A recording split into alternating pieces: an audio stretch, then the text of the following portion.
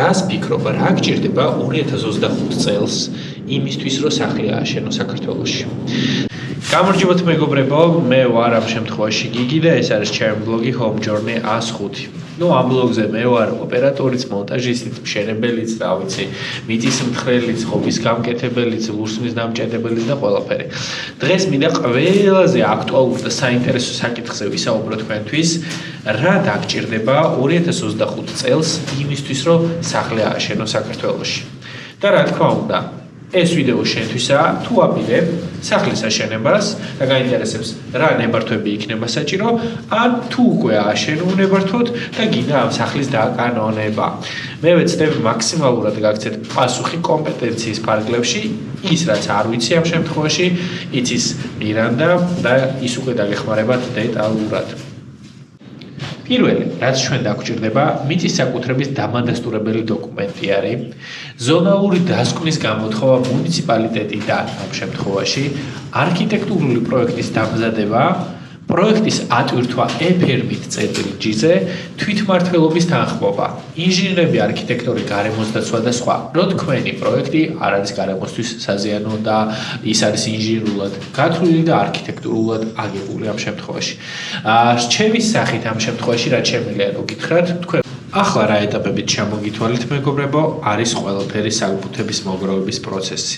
ჩემი რჩევა იქნება, თუ არ ხართ კომპეტენტური, ჩააბაროთ ეს საქმე არქიტექტორს ან ინჟინერს, ვინც აი ამ პროცესს თლიანად თავიდან ბოლომდე აიღებს თავის თავზე და იმ შემთხვევაში თუ მოვიდა არა რეალურად გეტყვით არას მიზეზს და გამოსწორების საშუალებას, თუ მოვიდა კი, ხო ყველაფერი წარმატებით იქნება.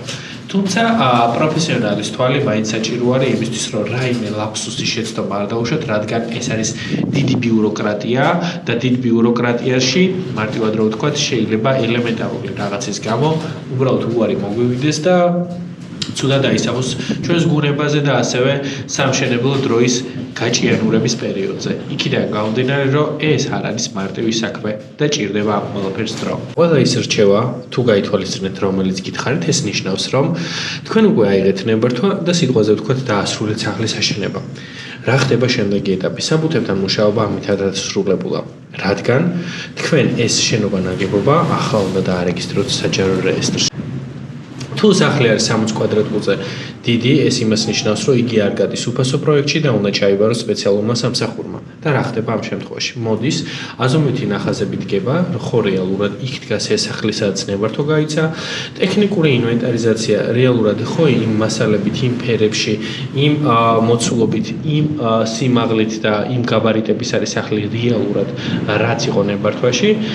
შემდეგ უკვე ხდება რეესტრში დარეგისტრირება. ძალიან მარტივი პროცესი არის.